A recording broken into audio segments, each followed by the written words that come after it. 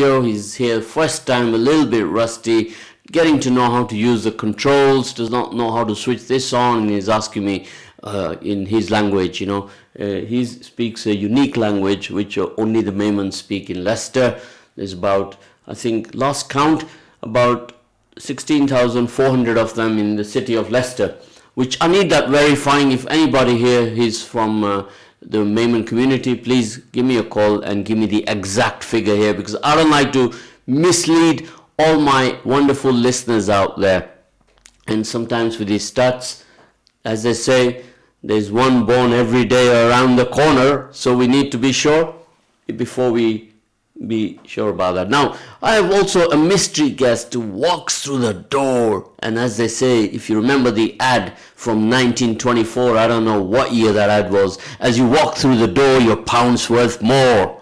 Those of you who are not from the M generation or Z generation, you will know that. Of course, when people say the Z generation, everybody looks at me, and I have a real big grin on my face, that, they're talking about me. Of course, again, straight away, somebody's put me a text to say, Zed, why are you wearing your glasses? Well, it's a beautiful day out there. It is sunshine. The sun is beaming. So that's why the glasses are on. Whenever you see me with my sunglasses on, then you know that it is sunny out there. So, brothers and sisters, all day, we always invite everyone to come into the studio and talk to us about their respective organization, about some of the good work they're doing, or if you know a man who knows a woman who's doing good work, then do connect with us and come and join us here in the studio and share with us. When you share in Ramadan, there's a lot of care in that. That's what we have to do. When you see goodness around you, be appreciative. Love them for the sake of Allah, my brother. That's what we have to do. And this is very, very important. We are on day 18. Very soon we'll be approaching the last 10 days of Ramadan, and we must work together with each other, and we must flourish as a community. As for our own self, we talk about this all of the time, that we need to exercise our body, we need to exercise our mind. And how do we exercise our mind? We read. Iqra, that's what we say, Iqra. This was bestowed upon us that we must read. It's good for us to learn knowledge. The old KIP, what I told you about a year ago and the year before that and the year before that, KIP, of course, it means knowledge is power. To my Maiman brothers out there who are listening in, Akal, that's what it means, Akal. Give you a bit of Akal is good for you.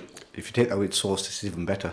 There you are now. My mystery guest has joined us here with a bit of voice recognition system out there. If anybody can recognize who this wonderful brother is, then of course I'm going to have to give you a gift, See if you can recognize him just from his voice. Of course, very soon he'll be on the Facebook, and he'll be on the Instagram, and he'll be on the Snapchat, and he'll be on many, many other platforms. So we also have another mystery guest who's joined us here, but he is just going to relax for a little while. He's going to see what goes on here in the morning show. Just take it all in. Take it all in before he also joins us in. So this is what morning show is all about, brothers and sisters. As you walk through the door, your pound's worth more. So all of you listening out there, those who are still sleeping from last night, wake up and come and join us in the studio, right? And we can talk about many of the good things that are happening in the community. So of course, this invitation is open to everybody. So I'm going to introduce you now to my wonderful brother here who has come in today and joined us. Assalamu alaikum. Zed, you okay? I am absolutely, as you can see, look at the smile on my face. Amazing. This is the face to inspire all of those sleepyheads out there who have not woken up yet, and this is what we have to do, wake them up. Absolutely. And I think that hearing your voice first thing in the morning should wake up everybody, alhamdulillah. Well, you know what? I tell them, wake up early. Yeah. After Fajr, start doing your salah, you read, and you learn some knowledge. And then you knock out about a couple of hours of your office work as well, and then you have a little 1 hour sleep. Absolutely. And that's how you start the day. Now, my brother, I want you to introduce yourself. Okay, so just Assalamu alaikum wa rahmatullah to all your listeners. My name is Ismail Sakrani. I'm a resident of Leicester. I grew up here but moved to London for 20 years or so, and I've just recently moved back, alhamdulillah. MashaAllah, what a decision to make. And it took you 20 years to realize that you made the wrong decision in the first place. 20 years? Yeah. I did that for 10 years. Yeah. I wanted to make sure that I thought through everything properly and reminisced on the mistake that I made leaving, you know. Well, you know, that's a journey of life. It's not often a mistake. What you think is a mistake is not really a mistake. It's your journey of life. Experience of life. Yeah, and to go to the big city there is a wonderful experience. And I think 20 years was too long. Yeah, and I went and I was back in 10 years. MashaAllah. Left here in 1987. And those of you who are writing my autobiography, then please take note. And I came back here in about 98. So in 1987, I went to Hajj from here by car. I was 16 years old. So we went through Europe. Now, you know, here on the morning show, we don't sort of give away our ages. Yeah, because here we're all 22 years old. Oh, absolutely. Yeah. So I mean, I wouldn't have put you a day over 21. Oh, mashallah. Thank you for that. It's made me even more happier today. Alhamdulillah. So, yeah, and now you're back in Leicester, and I understand you're doing a lot of wonderful work here. Well, I'm trying to, alhamdulillah. I think there's lots of amazing people here, lots of amazing organisations that are doing phenomenal work, certainly in the charity sector. So, alhamdulillah, it gives us an opportunity to, you know, volunteer our time a little bit, you know, help out and do a little bit of shukr. You know, Allah subhanahu wa ta'ala hasn't tested us in the way that other people are being tested. But I guess our test is, do we help out? You know, when I'm in a good position. You know, in this month I met so many wonderful people from so many different charities. Yeah. You know what I'd like to do, my brother Ismail? I'd like to host a dinner for all these wonderful people from all these different charity organizations. Yeah, and I think recognition is quite important, because at Ramzan time, all of us tend to take a step back. You know, we tend to ease off a little bit. You know, our work hours are cut down. You know, we tend to maybe sleep in the afternoon, which we don't normally do. Whereas the people within the charity sector, they go all out, you know, trying to make sure that people understand the importance of sadaqah. It's almost, I tell everybody that you are doing 12 months work in the space of 1 month. Absolutely. Aren't you? Yeah. And even here at radio, you're running a community radio station, and you are doing almost 12 months work in the space of 1 month, the number of topics that you cover. Yeah. And often you will think that, it's not professional, or should be like this, should be like that. But people don't realize that some of the topics that we cover, they are covered over a period of 1 year at a professional radio station, and so on. So it's... No, I think that, I mean, if I take you guys, for example, I think myself, I listen to the show almost throughout the day. Whenever I've got an opportunity to listen to what's going on, I think the content is very, very good. I think the variety of topics that you cover are very important to the community. And yes, of course, there's always opportunities to improve. There's always opportunities to increase the content. But I think a lot of people misunderstand what goes on in the background and the amount of work that's needed to keep the show running, so to say, you know. And it takes commitment from you guys, which I think most of the people within the community acknowledge that you guys are doing a very important role. We don't have enough access to media. I don't think as a community that we've understood the importance of being on the media, and show the positive sides of what the Muslim communities are doing across the UK, the country. You know? Yeah, and of course this is often downplayed, and you get a little caption somewhere to say that some initiative by Muslims from this community center or this organization and so on has done this, done that, but there's not enough said about them. Yeah, it's in drips and drabs. I mean, I was talking to a brother from Mend, who I think are another organisation that are doing some fantastic things. And what they said is that for every positive story that was in the media, there was something like 5 or 6 or 15 or something like negative stories about Muslims. you know, and the balance was just not right, you know. And I think that, Of course, over the years, there has built a perception, it's a human nature kind of thing, that, you know, thrive on the negatives and create that element of fear and have that fear being the tool of rule as much as that. Yeah, and I also think that the community at large, the Muslim community at large, we're at fault a little bit, because what we've done for so long, all the work that's been done now, we've been doing that for years, but we've just not been highlighting it in the way that we've done, because part and parcel of Islam is that if you're doing something good for humanity, if you're doing something for the sake of Allah subhanahu wa ta'ala, don't advertise it. You know, keep it between you and your creator. Of course, that is why I think it's important to engage all of us who are in the sector of giving, because what we give is our time. We give a lot of energy, and that is what we need to mobilize as a collective group of human beings, to inspire people, to show them that this is the way forward, that this is how we have to work together as a community and build bridges, right? Celebrate our differences, right? And get to know each other, and also see what kind of cuisine we all eat. Oh man, I hope we're not going to talk too much about food. My listeners out there, when they wake up, you know what they do? They start thinking about iftar. Oh yeah, you know. And this is what I have to remind them, that in this month of Ramadan, that when you wake up in the mornings, you first of all show the gratitude that Allah, Jazakallah khair for keeping me here one more day. You see, these are some of my absolute best listeners out there who wake up in the morning early. You read out their first names only. So we've got due to GDPR, we're not going to read out their full names. I don't want anyone looking for them on Google. So we've got the big M who's joined us. So I'm just going to give you initials then. We've got the big M who's joined. I'm sure you know who you are. And we've got a capital A, and we've got a Mrs. or Miss S that's joined us. Of course, we just have to give them all code names. Yeah, I think right here in the Radio Ramadan, they are all code names. You're listening to us on EAVA Ramadan Special on EAVA 102.5 FM. That's what we are doing right now. And all of you listening in right now, start sharing, liking, and connecting us with your databases of 442, 500 people that you know on your WhatsApps, on your Facebooks, on your social media. Connect us to them so that they can also feel that inspiration and feel the goodness of this morning show, breakfast show. You're listening to Zed on Ramadan Special on EAVA 102.5 FM. So right now, today, we're here to discuss a very special initiative.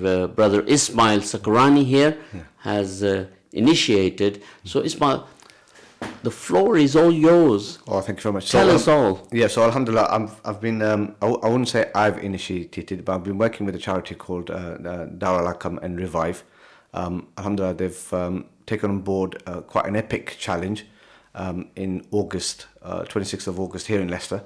So we're going to attempt to break the record for non-stop football, and we're going to try and play for 75 hours non-stop for charity. And we're doing it to raise vital funds for the children in Syria and in Yemen.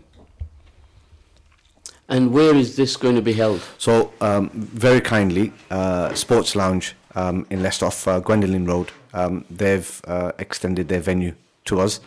So we're going to be playing a five-side football match there. It's the maximum of 16 players. We all have to stay on pitch side, so we're not allowed to go home or anything like that for the full duration of the attempt to break the record. So what do you do about sleep? Because 75 hours is tell everybody how many days that is. Yeah, it's almost 4 days. We're starting on Monday morning and finishing on Thursday night, inshallah. So very kindly, there's a new restaurant stroke takeaway that's open next to Sports Lounge, which is called Slounge. So what they've done is they've extended their area to allow us to sleep there. And they're also going to look after the catering side of things. So for breakfast, lunch, and all that kind of thing, they're going to prepare specialist meals for us to keep us kind of energized and hydrated through this event. But I think the most important thing is to recognize that although we're doing this as a fun challenge and as a record breaker, it is for a very important and noble reason, in the fact that two of the most deprived and savaged places in the world right now are Syria and Yemen. And in any of these kind of conflict zones, it's children that tend to suffer the most.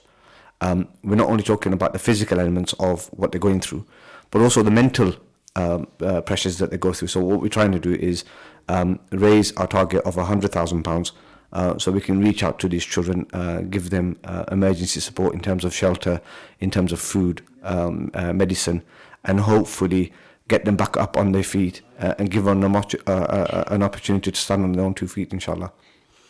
Of course, this is an absolute gallant initiative to be applauded, and all of you listeners out there, it's a good idea to support this initiative. Bring your family over, bring your children over to come, have a look, meet these guys who are putting out. How many of you is there altogether? There's a maximum of 16 players. 16 players, so rotate them, do you? Yeah, 10 players on the pitch at any given time, and then we'll have 6 substitutes that will come on and off.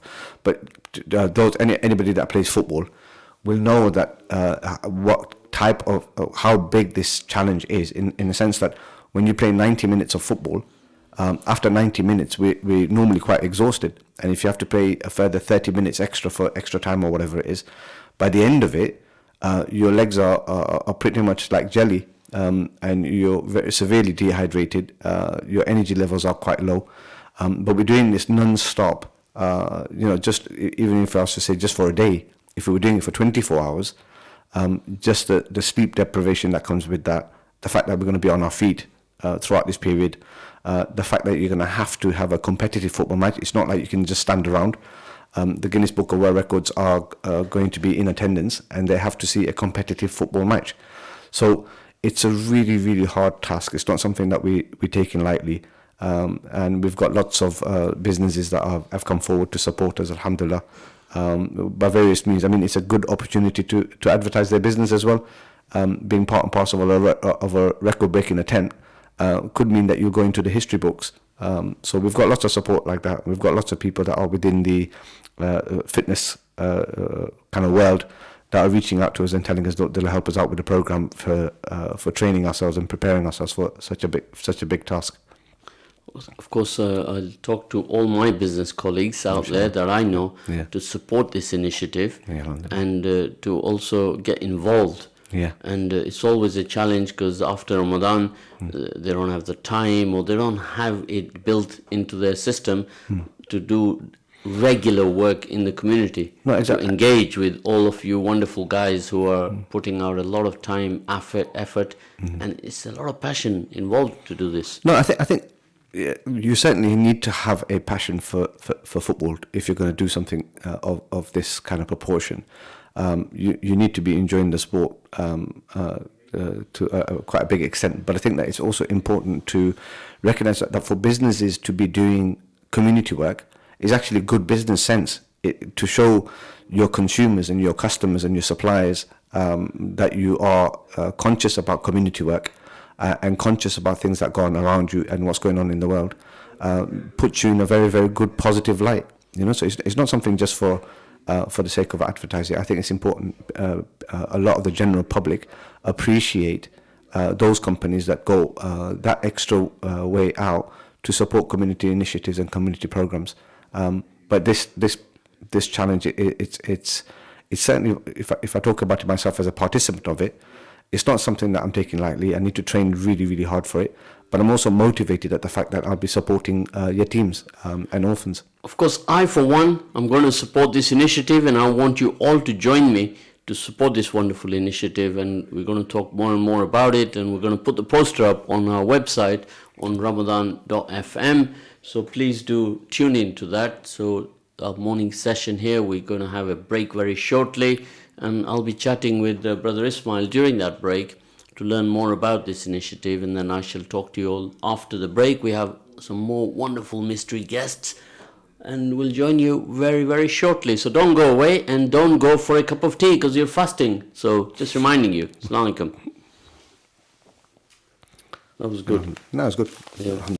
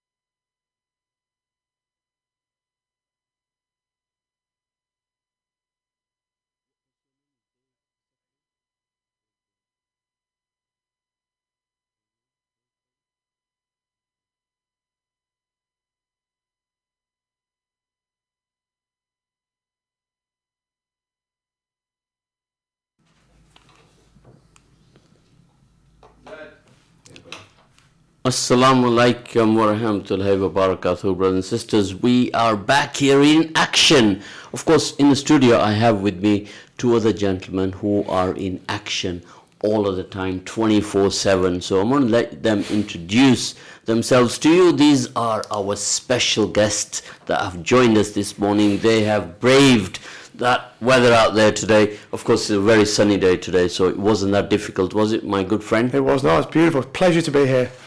MashaAllah, that's what I like to hear. So, your good name is? Dave George. Of course, we introduced Dave George to you from the fire department in the city of Leicester. Of course, when I say fire department, it's not just about the fire, is it? Exactly not. A lot more to it. That is why Dave is here, to engage with all you beautiful people who are just beginning to wake up. As you know, Dave, during the month of Ramadan, the battery is a little bit low. Yep. And there's not much cooking going on. No. Everybody is just waking up and feeling a little bit, negative, as much to say. Mm-hmm. Yeah. So here, Dave is here going to tell us many good things today, and he's joined us here by his colleague, Mr. I'm Harshad Sarjani. I'm a community safety educator based at Eastern Station on Hastings Road.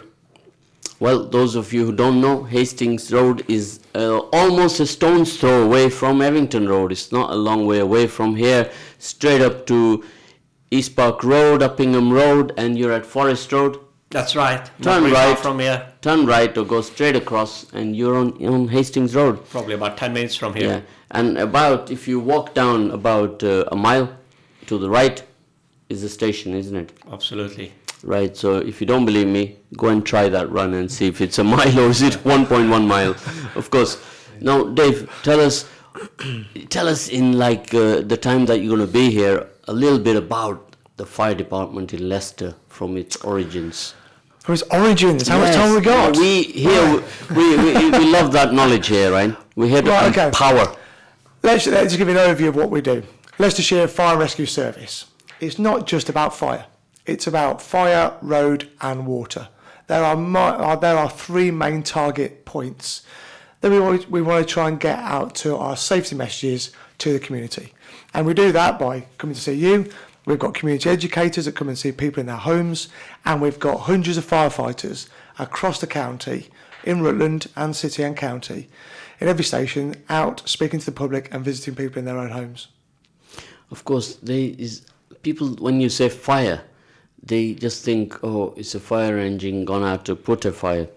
But you've just gone through a list here, which is a preventive route, more so than a reactive one. The future is now about educating. It has been for years. It's all about education. If we go to an incident and someone dies, someone's injured, we see it as we've failed because we've not got to that person to give them that education, or they've not understood.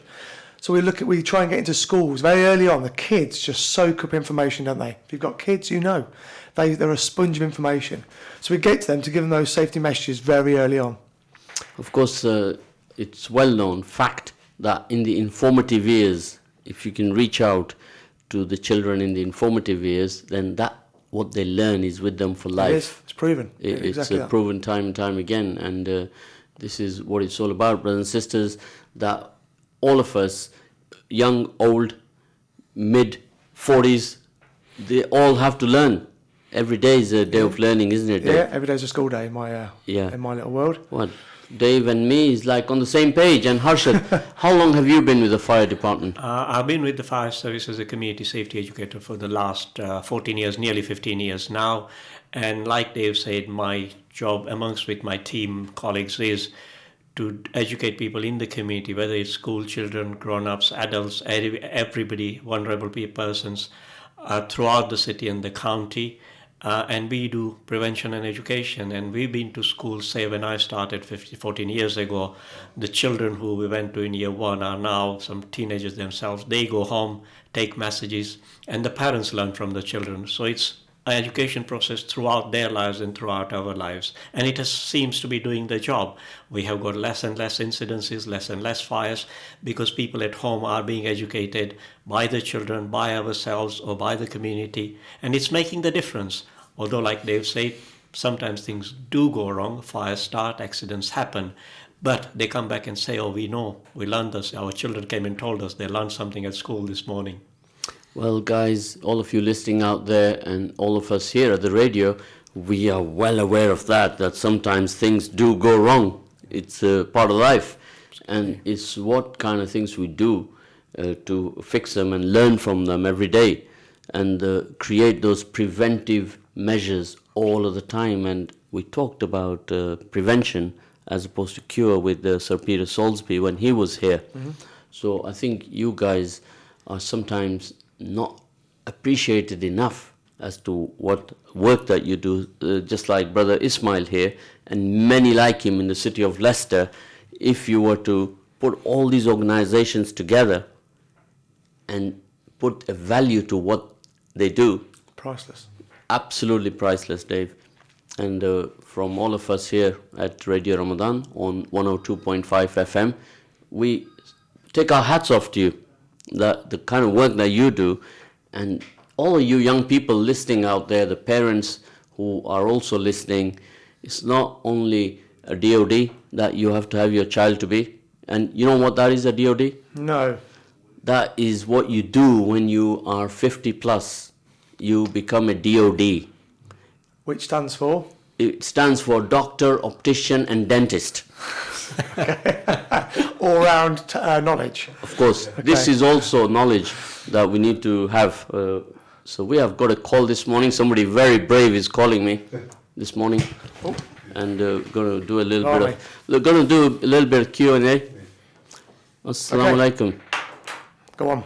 Yes, so you are listening to us on EAVA 102.5 FM. Hello. Hello. Hello. Assalamu alaikum. Walaikum salam, yes. I just want to say, the fire department do a great job for the community, and you're right, they don't get enough praise. People, they save everyone's lives. They do what they do for us, it's absolutely amazing. And there's not enough recognition for them. So I think that dinner party you're talking about earlier in the morning, I think they should be invited as well as all the charities. Well, yeah, thank you. It's always nice to hear some positive feedback from the community. We're always looking at ways to deal with the public as well. So if you've got any ideas about how we can get our message out there and be appreciated a bit more, then yeah, let us know. We love it. It's always nice to hear those public feelings. We don't get life is. We're very good at taking the doing the stuff, but not actually good at giving the feedback, are we?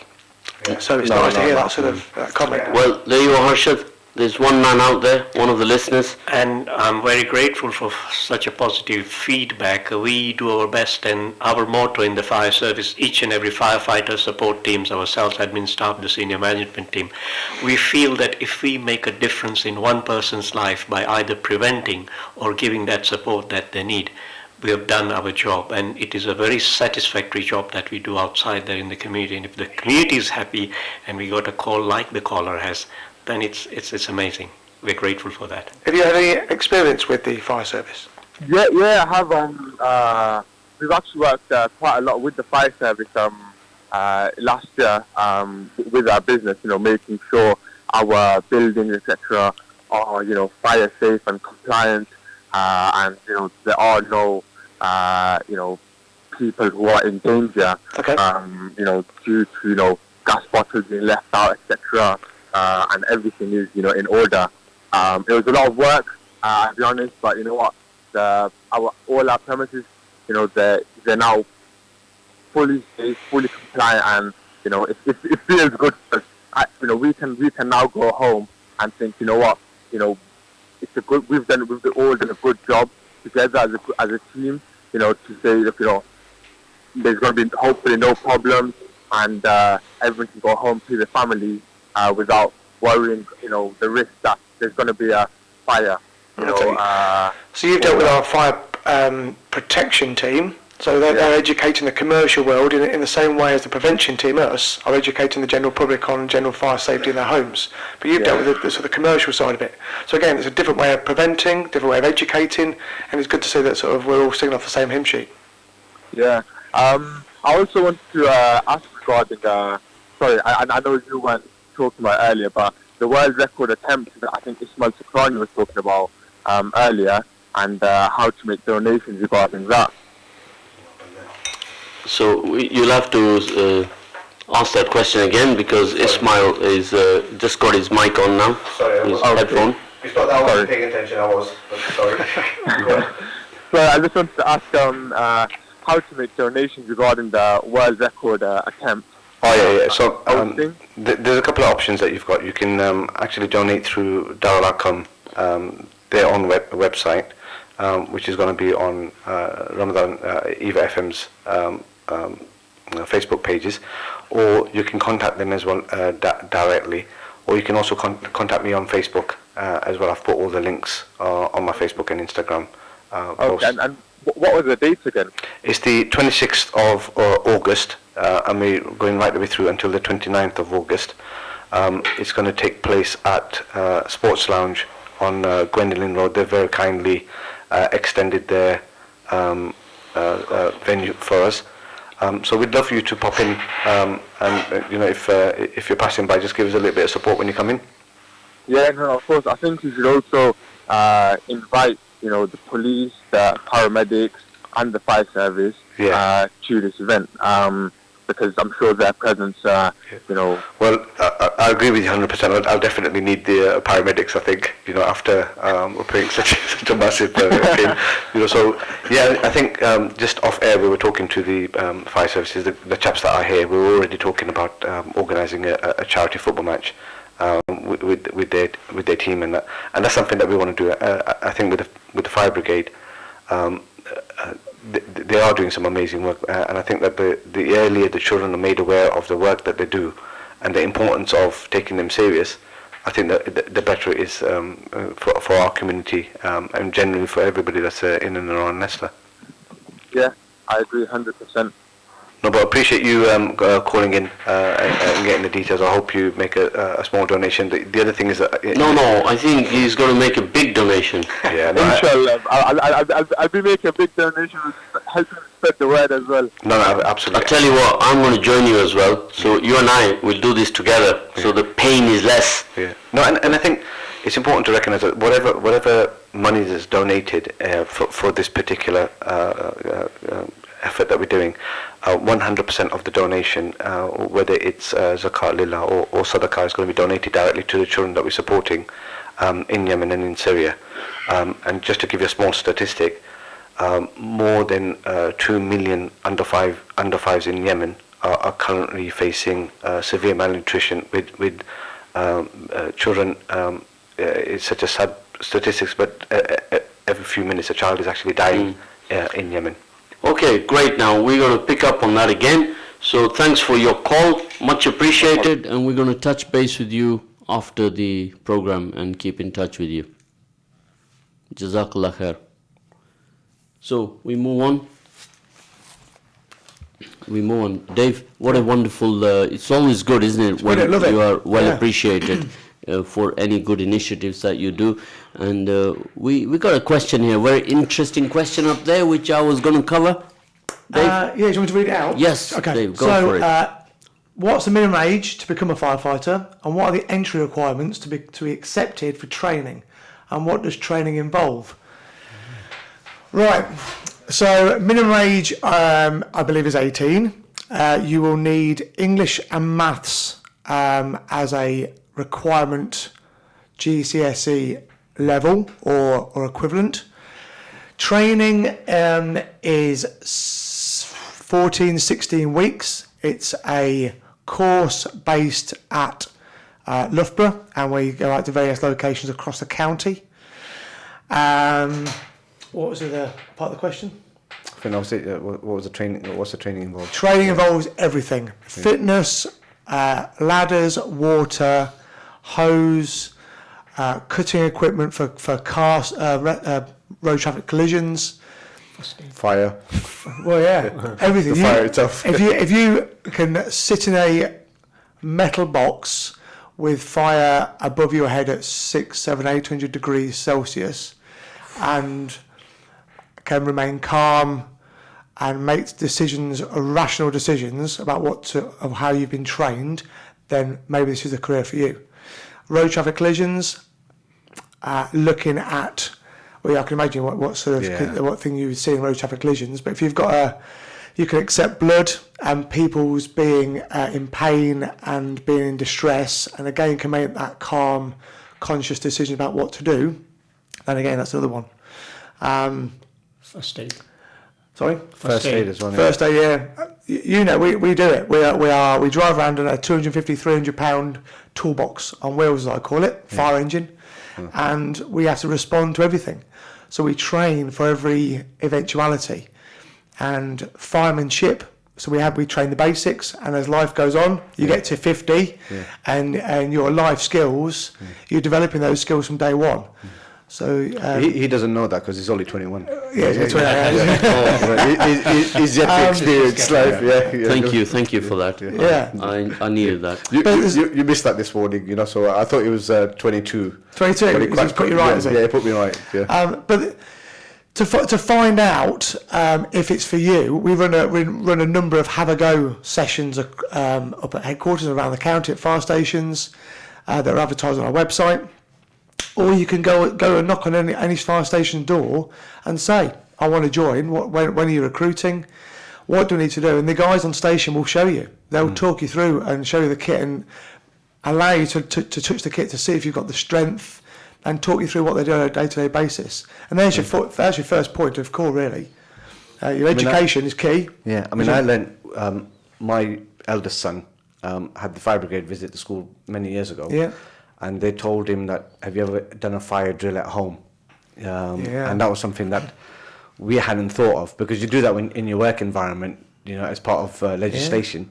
Well, it's part of what Harsha does. Harsha will go out to the schools and educate about a fire evacuation plan, a nighttime routine. We just don't think of that in your home, you know, when most fires actually occur at home. In the commercial world, you have to do it, audit it, record it, what you've done, how you've done it, when you've done it.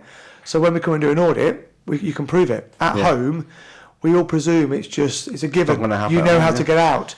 But at 3 o'clock in the morning, when it's dark and you can't go down the stairs, what are you going to do? And that's the sort of thing that you. I mean, I was valuable for us because we did a fire drill at home, and we said, okay, if the front door was inaccessible, if we couldn't get there, if the fire started in the kitchen, how would we get out from upstairs? What did the kids teach you? Oh, I mean, they taught me that I would have to jump out first and then catch them. No, but I bought a roll-up ladder. That sits upstairs now, gathering dust. Right. But it's something that you hook onto the side of the windowsill. It might be gathering dust. However, but you never know. Yeah, no, absolutely. I think it's vital to do that. What we say to children is actually talk about it, and you don't need to spend hours on it practicing or doing it. If you practice it, even better, but talk about it, think about it, feel what you would do under those dawns, you know, like we know, like you said, we do in our businesses or work environment, but at home, where there could be one day that there's an incident, and if we have not talked or thought about it, we'll do the wrong things, we'll panic, we'll be frightened. Absolutely. And unfortunately, and some of us we're not all youngsters. We've got some, for example, in my home, I've got my dad that lives with me, who's quite old, is not as mobile as he used to be. Okay. So you have to consider these things, and it was a huge eye opener for us. And we thank the fire brigade for putting that into my son, so that he could come home and teach us. But I think these are the kind of things that sometimes we just take for granted. Well, by going into the schools, it stimulates that conversation over dinner. Absolutely. I, as a parent, will always ask my daughter, what have you done at school today? Yeah. And if you get, Harsha's been on the fire service, have been in, why? What have you been taught? Yeah. It's always a good learning point. It's a part of their homework, isn't it? When they go home and say, practice it, and the next week they come and talk to the teachers. This we talked about, and this is what we did. Confirmation of learning. Can I just ask? Take this question here on the screen there. Dave, if you can do the honour again. You're getting good at this, Dave. Okay, so recruitment is currently open for what we call on-call firefighters. I don't know if you guys know how we work. We've got whole-time and on-call firefighters. So in the city and many county stations, people go to work, go to the station, start work, and then go home at the end of the day, or then there's a night shift where they come to work at night and they're down station. On call is where you go about your normal day-to-day business So you guys will be here, and your nearest fire station could be on call. You could respond to a pager, and when you're required, you respond within 4 minutes, and then get on the fire engine and go out. We are currently recruiting for the on-call in the county stations. Whole time, we've just recruited. That's closed now. We've just taken on 18, I think it is 18 firefighters, trainees that are going through the training school at the moment. There's nothing as I know of when the next whole-time recruitment is being open. It's generally annually, is over the last few years. Yeah, but you should have that information on your website. Be on the website, yeah. And if you can actually go onto our website, go onto the portal, and you can register your interest. So as and when the portal opens, or the recruitment window opens, you'll get an email to confirm that. You'll be able to see when the window opens. Of course, Harshad, there's a good message that you read there, which I saw you smiling there from the corner of my eye. So I want you to read this one. Well, there's a lovely message. It's normally people and organizations doing good for the betterment of the people in the community never get the recognition or pat on the back. And the listener says, I think you guys deserve much more than that, just like the paramedics, the NHS, the firefighters. And I'll give you a pat on the back. I'll give you yours when I'm on the way out. Thank you very much indeed. Here's another important one, Brother Arif here. Is it true that you can't be a firefighter if you have a beard due to safety equipment? Yes. Okay, explain that to me. The reason being, we wear something called breathing apparatus, or BA as we call it. The breathing apparatus allows us to go into a fire and breathe normally without breathing that dirty, toxic smoke. The face mask that's the face mask that sits on your face needs to have a clear seal, Airtight. an airtight, positive pressure, so the air will always blow the smoke out. So if you've got a beard or stubble that will not give a clear seal, then you're going to breathe that smoke in. Hence, that's why we're very quite strict on. You'll have moustaches and sideburns below to a certain level. The actual sort of around the mouth and the nose, no facial hair. That's half the community out then. However, there's other roles within the fire service. I mean, it doesn't have to be something that. Sometimes you don't have to be at the front line. No. There's so many other. Yeah, there's so many other projects. I think the work in the community, going to schools and things like that, is also an integral and very important part. We've got several departments in the fire service that we've got fire control guys. Fire guys got beards. Harshad here's got a beard. So it's not just the firefighting. Yeah, sadly, if you want to be on the front line firefighting, a firefighter, then yes, you need to be clean shaven. Well, that was a very interesting question. No, you wouldn't even think about that, Harshad, would you? But it is there, and there is a reason. Some people don't realize why that reason is there, and it's important to explain to people. Of course, these are the hidden heroes of our community, along with many others that are active in service to all of us out there. And we, as everyone agrees here, that we don't give them enough exposure. Right, and this is very important. You'll have to join us in one of the functions we're going to organise. I'd love to invite you guys over to the world record attempt that we're doing. We'll pop in. Yeah, we'll get your details afterwards. Yeah, and definitely. We'll pop in at some.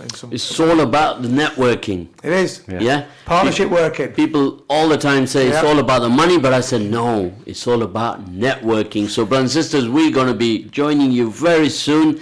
Our timer is on. We got 3 seconds left, so don't go away. We'll be back very shortly.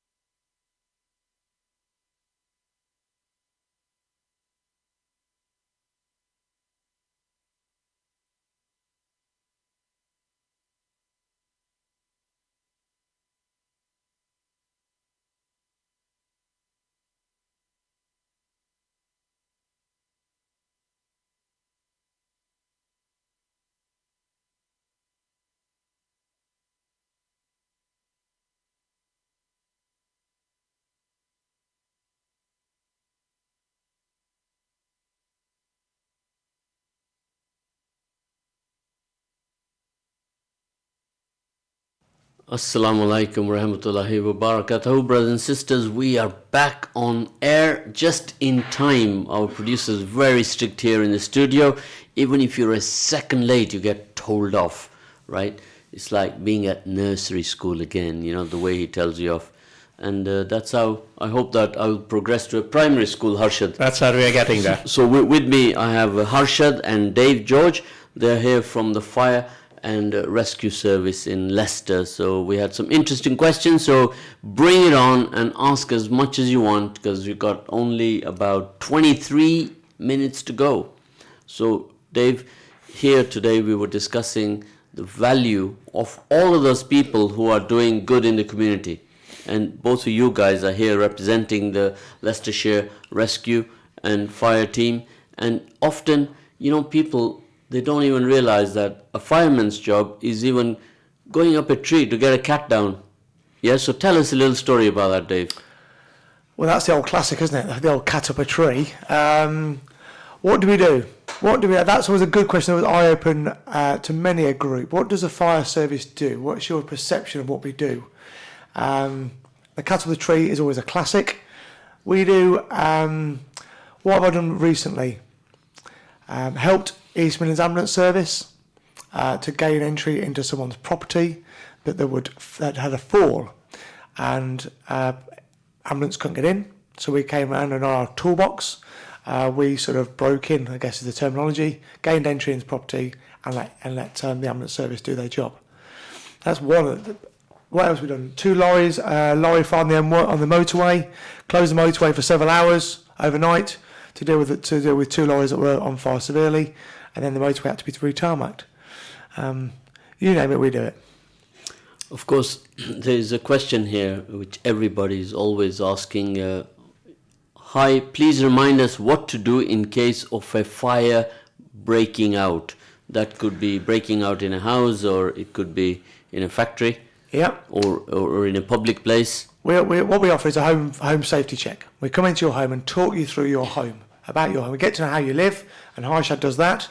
And we talk through the home safety check, the routine of what to do if a fire catches in any of the rooms at day or night. Harshad? The common main message is, if ever you come across any fires at all, please don't try to put it out yourself. No. Because fire starts with a very tiny flame and it becomes big very, very quickly, within seconds, maybe minutes at the most. The single underlying message is, if ever anybody comes across any fires at all, please get out of the house, call the fire services, not from inside the house, because by trying to dial us from inside the house, you're losing vital seconds, and that can make the difference. Come outside, use your mobile phone. If you haven't got your mobile phone on you, knock the neighbors, ask any passerby, dial 999. It's a free service. Nobody will refuse to help you. It's the firefighter's job to help you, to rescue you, to put the fire out. The main important message, and I repeat it, just get out of the house and call the fire services. If something is damaged or burnt, if it's the kitchen that's damaged, if your furniture is damaged, if your whole house is burnt, does it make a difference? Well, very little. But if you're injured or something serious happens, that can be very devastating. So everything else can be replaced. Human beings can't. So our message is, just get out of the house and call us. What's key is to phone 999 as quick as you can. Don't phone your mum, don't phone your dad, don't phone somebody. The only person you should be phoning is us, 999, asking for the fire service or whichever emergency service you need, and get us moving. Why? Because it takes us, by the time the call comes through, we have to be with you within 10 minutes. And if you phone your family member or somebody else asking for help, then that's delaying our time to get to you. Vital seconds, as Harsha just said, fire develops very quickly. Things do burn. And if the delay of you phoning us will increase the fire in your property.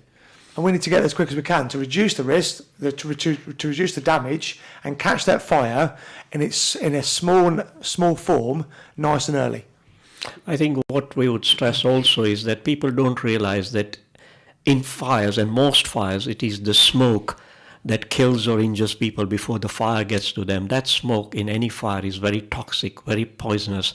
If somebody breathes a little bit of it, they can be ill within seconds. So it is the smoke. They need to get out very, very quickly, even before the fire gets to them. Of course, there's another message here. Is there fire awareness workshops? No. Are there fire awareness workshops? There's no sort of workshops. What we do offer is cadets. We've got fire cadets. We run cadets at Western Station, Central Station, Market Harborough, Southern as well. There's a number of stations do cadets for the sort of teenage groups. We don't actually do workshops as such. I don't know if your listener is asking a question on the length of fire safety awareness. If that is the question, like how to become more aware of fire safety in the home. Of course, like Dave said, we offer free home fire safety checks where we do go into people's home with pre-arranged appointments, talk to them about fire safety in their home, point out any dangers, help them and make sure they are safe from fires, and it's absolutely free. On top of that, like we said earlier, we go to every school or most schools in Leicestershire and Rutland, talk to year 1s and year 5s as a matter of course on fire safety and prevention. We offer free fire safety talks to community groups, organizations that meet in community centers, mosques, gurdwaras, temples. And more importantly, or equally important, is we have got language speakers. So if there is a community where there are elderly people who don't speak the language, we may be able to offer a talk, free talk on fire safety in their own language. Urdu, Punjabi, Hindi, Gujarati, English, and we've got leaflets in a lot of other languages as well. What about Memon? Do you do Memon as well? I think Memon, we don't do that as a speaking language, but I'm sure we can get the message across and explain to them and talk about fire safety. I think so, because there's quite a few Memons in the city of Leicester, and we need to reach out to them. And because this community, we need to reach out to them. And we can fill that gap up in these day and age by many ways, and one of them is using a member of the community who may be a volunteer. I am going to arrange for you, because I have a lot of contacts in that community, for you to take your team there to the Memon Centre on a Thursday. We would love to do that, and we'll make an arrangements via yourselves, and we would love to come out and give the information on fire safety to the community. I'll tell you why on a Thursday, Dave. On a Thursday, every week, they have a real good nosh there. Brilliant, I'm in. And we go there on the Thursday. Okay, good nosh. I go along with you because I'm helping to set this up. Okay. And on a Thursday, we go there, we do our work for an hour or whatever, how long it takes. It will be a pleasure. And then we can have a Memon translator there. Yeah, absolutely. Ideal. And after that, we're just going to have a good nosh with them. I'd love to do that. And on that day, Harshad, they will, I know what they're like. They'll make a special effort and add on a few more things on the menu. Thank you. Special guest coming. And Dave, one of their favorite dishes that they crave about, and is called acne. Acne? Yeah.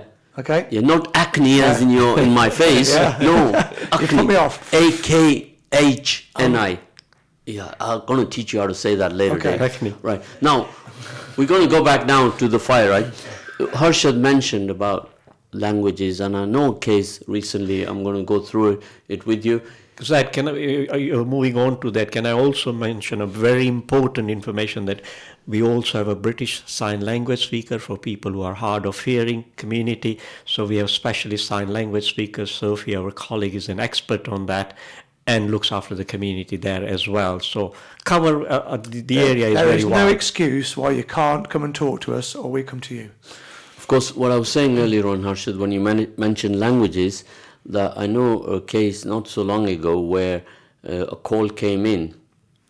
Now, here where I'm working in the inner city, you are battling with not different languages, but different accents as well. So you could say somebody is from India, but that could be 70 denominations of India, and each one speaks a different language and a different accent. So he put a call through, and he said to the recipient of the 999 that somebody got hand in fire, hand in machine, and they took it to mean that somebody got head in machine. See, hand and head, big difference. Yeah. So what happened? An ambulance came, the fire engine came, and a helicopter came as well. That somebody's got their head trapped in a machine, and this is what happens, because sometimes the communication and the interpretation, he said, no, I said hand, no, I say head. But in the heat of the moment, hand became a head. Control will always confirm what the person is saying, really. That's what they should be doing. I'm sure they do it. Yeah, and a little error like that just for the mispronunciation. But when you're making that call, it's important to get your language as clear as you can, but exactly tell us what is involved, whereabouts the fire is, what's trapped, is everybody out, so we know and you get out the front and you meet us, so we know who we're talking to when we get there. Of course, this is very important, isn't it, Harsha, that the language barriers can be a challenge. It is. Because somebody told me recently that I told them we got 20 languages here in Leicester right now, just around the Evington Road. They said, no, Zed, you've got it wrong there. It used to be 20, now we have 40. Languages, yeah. 40 languages. And I only speak about 6 of them, Harshad. No, well, so I'm feeling really not so happy about that. Well, I got 1. Yeah. So that's, but Zed, we can say several things. When you started this chat and the conversation, you mentioned about cooking and enjoying the food, and it's one of the things in these particular situations where people are cooking, enjoying the meals at times, but what we say is cooking is important. The dangerous thing is to leave it unattended. So when you are having a lovely meal or preparing for a lovely meal, I think the important message here to convey to the community, our listeners here, is that yes, by all means, do the cooking, enjoy the meal afterwards, but never leave it unattended. And that's very, very important. Fires start because people forget that they've left chip pan. Something is cooking and sometimes the attention is diverted because somebody rings the phone, somebody knocks at the door, or you start watching a television program. So important messages there, shutting your doors at night time. It is so important, especially your kitchen door, because if the fire starts and if you shut your door, it will stop the fire spreading. If the door is open, it will spread to the rest of the house very, very quickly. Making sure your passageways are clear, your exit areas are clear, your stairs are clear. We have a habit of storing stuff in every corner, every place. And if you can imagine, if there is a fire, especially at night time, there might not be lights, there might be smoke. We probably wake up, we are frightened, and then we start walking down the stairs and we trip over. So make sure your exit areas are clear all the time. Making sure where your keys are, knowing that where your front door keys, back door keys are, it will make a difference. Important messages to convey there. I think one of the most important messages I'm sure we from the fire service always say is, if nothing else, please have a working smoke alarm in your homes, and that will make a difference. Hopefully you will never have a fire, but if you do, a working smoke alarm in the house will make sure that you get those vital few seconds to get out of the house and call the fire service. Of course, absolutely important information. We had a guest who arrived here a couple of days ago, and his house in Beaumont Leys, area of Leicester, it caught fire because the house next door, where somebody had been living there in the council property, had done a lot of work in the house, which wasn't up to standard, and his house caught fire, and the next door house also burned down, and the family is absolutely homeless now, going from pillar to post at the moment. And these are the kind of things that the fire brigade, when they would have come down there, the house is a wreck, complete wreck. It's difficult to describe what the after effects of a fire looks like until you see it or experience it or smell it. It's difficult to say how you put that across in words. To walk away from a house that's is black and dirty and smelly, and everything in your property is ruined because you've not followed some simple distraction. Don't get distracted while cooking. It's hard to sort of to talk about, really. Of course, in this case, it was the house next door that caught fire, and this chap got caught up with it. And it's a sad story, but like you said, that every one of us out there have to be aware of the risks of fire and what could happen if it was you. And we live in this world as though that it's not me, and we carry on, but it could be you. There's tomorrow. plenty of reasons why fires start. Ultimately, you have to live and a life. You have to carry on your life as you would do. However, don't put your dishwasher on at night. Don't leave your washing machine on at night. People think that because it's got water in it, it's not going to catch fire. It's got electric, it's powered motor, it potentially has the risk of catching fire. So by turning all that off at night, only leave things on that need to be left on. TVs are left have got like a standby function, but they're still drawing electricity. Turn them off. So yeah, dishwashers, tumble dryers, anything like that, turn it off. So you're listening to us on Ramadan special, EAVA 102.5 FM, myself, Zed, and Dave and Harshad, who have joined me this morning from the Fire Safety Department, and they're giving us a lot of good pointers here about the issues of fire. Will there be a Hidden Heroes of Leicester event at the City Retreat Appreciation Dinner? Of course, it's going to be more than that. I think the Hidden Heroes of Leicester will not fit into the City Retreat. That is a centre that we have in the Churchgate, part of Leicester, which Dave doesn't have a clue where that is, but I'm going to enlighten him on that later. Of course, you know, we all in I don't know mode here, Dave, in this city. You know, we all need to work together and get to know more about each other. We do. And if only with our good actions we can move forward and get engaging with each other, and that's the way forward, isn't it, Harshad? It is so important to do that because, you know, we, like you said earlier on, there's a very big mixed community in Leicester, and for us from the fire services point of view, it is vitally important that we reach out as many members of the community as possible for as long as possible, and we are trying very, very hard to reach every member of the community in the city and the county. Zed, can I touch on something that they've touched on in terms of electrics, that there is nothing in the house that needs to be on at night time, particularly, you know, when you think your chargers. We began to see quite a few fires from mobile phone chargers, laptops, because natural tendency is to leave your mobile phone charging at night time. And it heats up, and it has been known to start some fires. So what we are advising everybody in the community is, if you do have to charge your phones, please make sure you try and do that in the daytime, in the evenings, before you go to sleep. But equally important is, do not ever use these cheap mobile phone chargers, £1 chargers, £2 chargers. Spend some more money on it and make sure your chargers are compatible with your phones, are from the manufacturers and up to British Kite standards.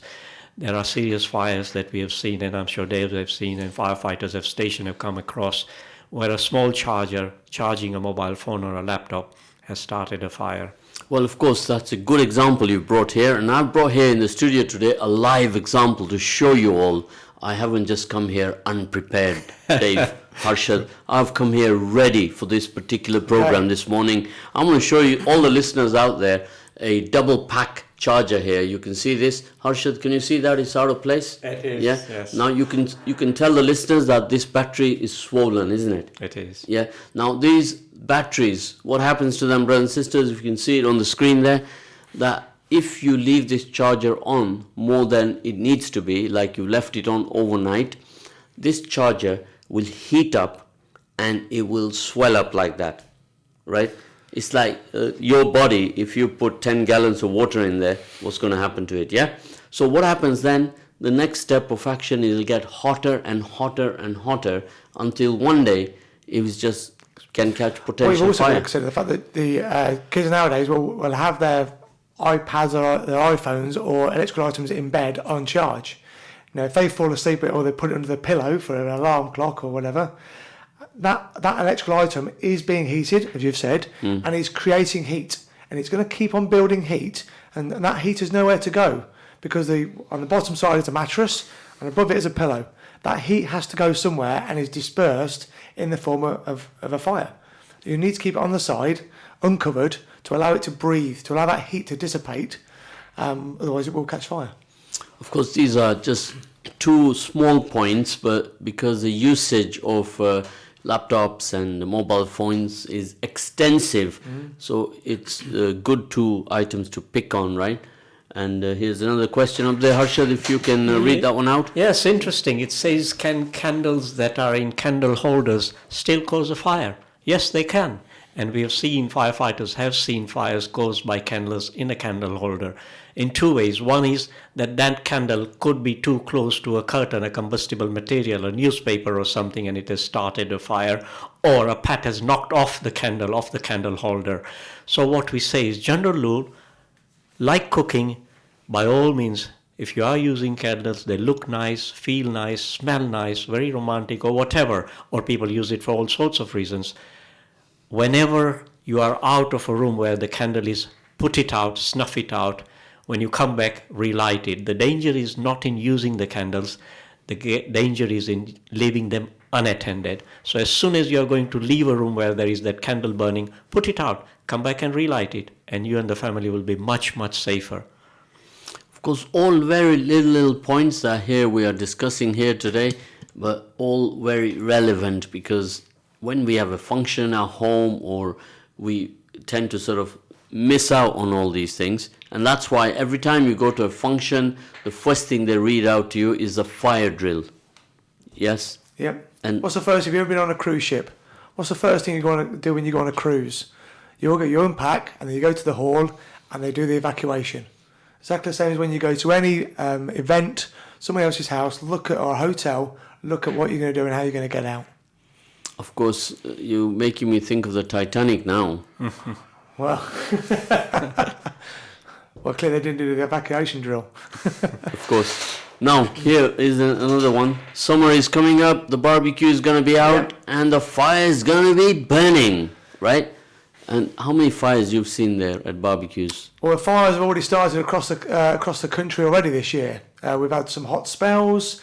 Heathland up in Yorkshire, Manchester, where I think has caught fire, and firefighters have been dealing with that for many days. Make sure the grass is cut. If you're going to go to parkland, make sure you use a barbecue in designated areas. Don't use it where your barbecues where there's long grass, dried, cut grass, where it's gathered, because it's going to catch fire and spread. We all love a barbecue, but do it safely. Of course, yeah. And a little bit of training and due diligence is absolutely necessary, brothers and sisters. Here's another question here. Harshad, if you can read that one. Yes, the question is, where is the best place to put a smoke alarm in the house? Well, our recommendation from the fire service is a minimum of one smoke alarm per each floor of the house. One in the entrance, one upstairs on the landing.